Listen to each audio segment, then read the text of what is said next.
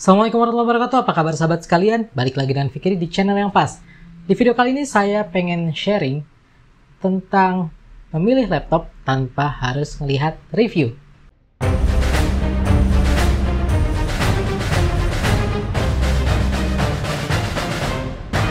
Oke sobat sekalian, banyak banget yang nanya saya perbandingan laptop A dan laptop B, laptop C dengan laptop D. Dan itu wajar banget karena di masa sekarang tuh orang senang banget lihat YouTube. Banyak banget tech reviewer di mana-mana yang semuanya nge-review laptop, biasanya pegang barangnya, biasanya dibongkar dan lain-lain. Dan banyak juga yang suka ngebandingin yang laptop A dengan laptop B. Ya intinya informasinya banyak banget kalau kamu pengen cari laptop. Tapi ini kan baru ya sebetulnya, belum lama-lama banget. Zaman saya kuliah nggak ada yang kayak gini. Dan saya harus kalau mau beli laptop dulu harus milih lewat dari spesifikasinya aja. Nah, pertanyaannya sekarang gini, kalau zaman sekarang kita bisa nggak sih pilih laptop tanpa lihat reviewnya? Cuma dengan spesifikasinya aja?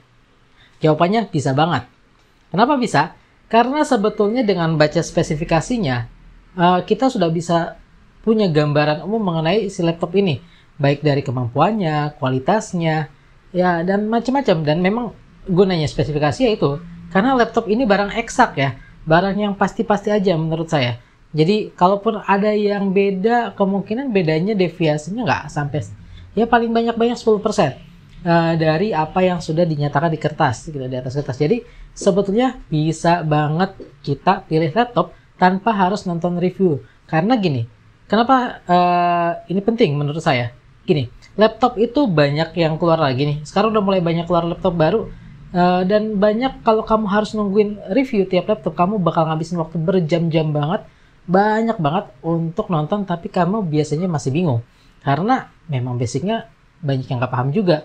Ini gimana udah nonton tapi masih bingung. Nah itu kan sering ya. Nah sekarang saya bakal jelasin gimana caranya supaya nggak bingung. Oke, langkah pertama pastiin aja dulu tipe laptopnya. Jadi laptop itu punya kode yang panjang dan biasanya dibagi dua bagian, yaitu kode utama dan kode buntutnya, kode belakangnya, kode subkodenya. Jadi kalau kode utama tuh misal gini, Lenovo ada V14. Nah V14 ini ada yang seri ADA, ARE, dan lain-lain. Dan masih ada lagi kode lanjutannya. Misal V14 ADA 01DID, V14 ADA 9DID, dan seterusnya gitu. Nah dari kode ini, kenapa saya bilang kenali dulu kodenya? Karena dari kode ini kamu sudah dapat informasi banyak bisa dari situ. Jadi kamu bisa dapat informasi detailnya dari prosesornya, RAM-nya, VGA-nya, dan lain-lain. Kamu bisa dapetin dengan cukup tahu satu ini aja, kodenya, kode lengkapnya gitu. Jadi dan kamu juga bisa tahu, misalkan maaf ya, marketplace kan sekarang banyak banget yang jualan banyak, ada yang pakai bintangnya banyak, ada yang nggak dapat bintang, dan kadang-kadang yang dapat bintangnya banyak juga belum tentu jujur. Dari sini kamu bisa tahu barang yang sampai ke kamu benar atau enggak. Langkah kedua, cek spesifikasinya. Gimana caranya? Nah, kode yang tadi udah kamu dapetin, itu kamu pakai untuk cari spesifikasinya. Spesifikasinya bisa kamu dapetin di website resminya. Dari Asus, asus.com, acer.com, dell.com, terusnya lenovo.com. Jadi kode ini bisa kamu pakai untuk cari spesifikasi lengkapnya. Nah, seandainya kamu nggak bisa dapetin spesifikasi lengkapnya, kadang-kadang ada beberapa website pabrikan yang nggak ngasih spesifikasi lengkap. Spesifikasinya cuma yang utama. Misal kayak kemarin case-nya Infinix dengan Inbook X1-nya ada yang Pro, ada yang Inbook X1 waktu dia taruh di Instagram ya. Tapi di websitenya nggak ada, semua Inbook X1 Pro. Dan spesifikasinya ya gitu, semuanya disamain aja sama rata. Jadi nggak bisa kamu jadiin patokan. Nah ada cara lain. Ini agak gerilya sih, agak hunting, tapi ini juga bisa kamu pakai. Yang pertama, cek pakai kode utamanya, misal V14 ADA, atau misal kalau Asus A416. Nah nanti kode belakangnya ini kamu pakai di marketplace. Jadi gini, jadi kode utamanya kamu pakai di website utamanya, dan kode belakangnya kamu pakai di marketplace. Kenapa saya bilang gitu? supaya kamu dapat gambaran umumnya. Misal gini, A416. Asus A416 itu apa aja sih? Layarnya apa, resolusinya berapa, CPU-nya apa aja yang ada di situ.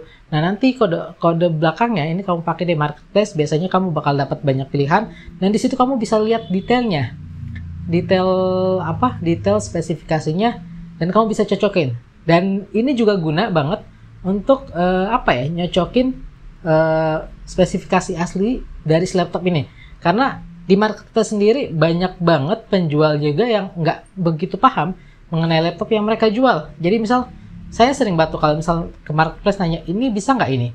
Bisa nggak ini? Bisa nggak ini? Katanya, oh nggak bisa mas. Oh ini bukan ini. Oh ini kayak gini. Tapi ketika saya cek resminya langsung, terusnya saya pelajarin lagi, saya tanya, ini saya taunya bisa.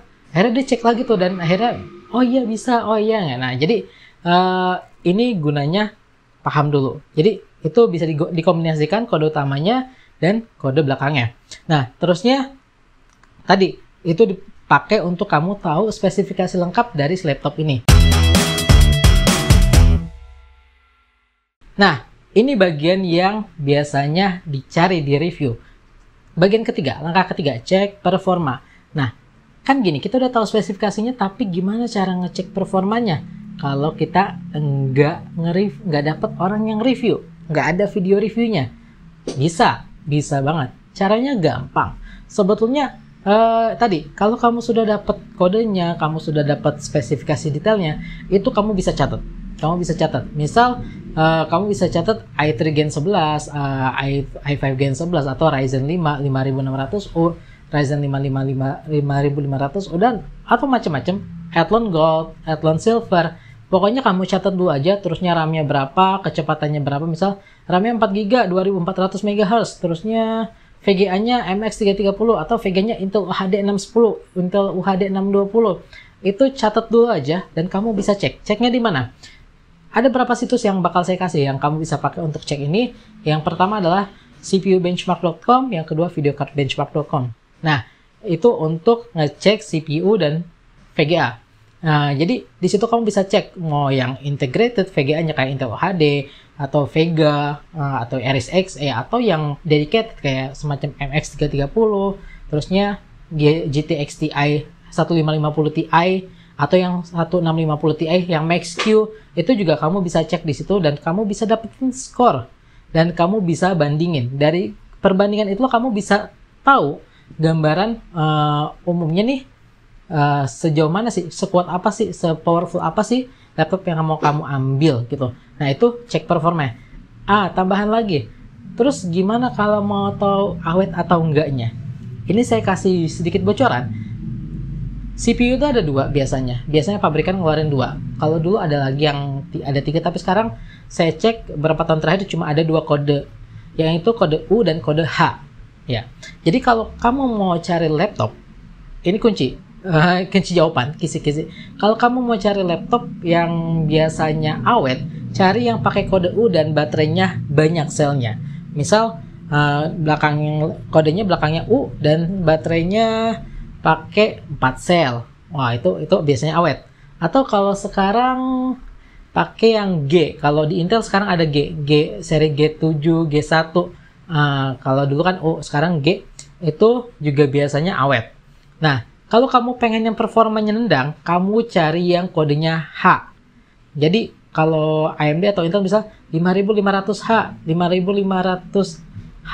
Kalau di Intel ada 11.000 berapa H atau HX kalau yang udah bisa di overclock, atau HS kalau yang dia agak dibatasi. Kayak Zephyrus G14 itu dibatasin dia HS. Jadi kalau kamu mencari yang performa, carinya yang itu.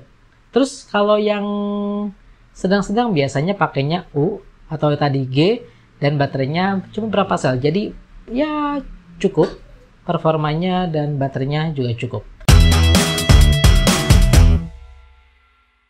Terus langkah keempat adalah cek opsi upgrade. Bisa nggak sih kita cek opsi upgrade tanpa harus ngeliat review? Jawabannya bisa. Caranya gimana?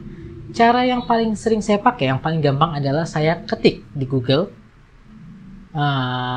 Diketik di Google tipenya kalau bisa tipe lengkapnya tadi dari seriesnya yang utama sampai dari subnya sampai subnya. Misal V14 ADA 01 DID, V14 ADA 9 DID. Nah, lalu kamu tambahin keywordnya kalau di Google itu tambahin RAM upgrade atau NVMe upgrade.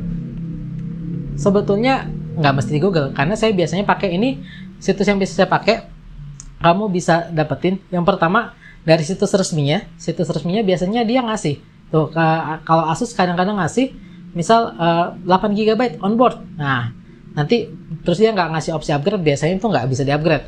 Tapi kalau gini dibilang 8 GB onboard plus 4 GB onboard plus 4 GB SODIMM.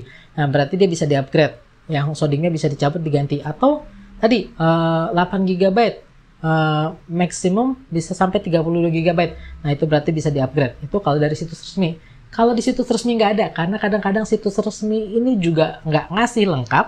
Gimana? Kamu bisa pakai Crucial.com. Nah, Crucial.com ini yang tadi saya pakainya biasanya carinya di Google. Saya malas langsung ke Crucialnya, saya cari di Google langsung, nanti biasanya saya cari yang keluarannya dari Crucial.com. Dia biasanya ngasih tahu RAM yang dia ada berapa bank untuk SODIMM-nya, dan bisa di-upgrade-nya berapa, atau apakah di onboard, dan kalau misal dia, bahkan kamu bisa tahu dia punya M.2 slot atau enggak.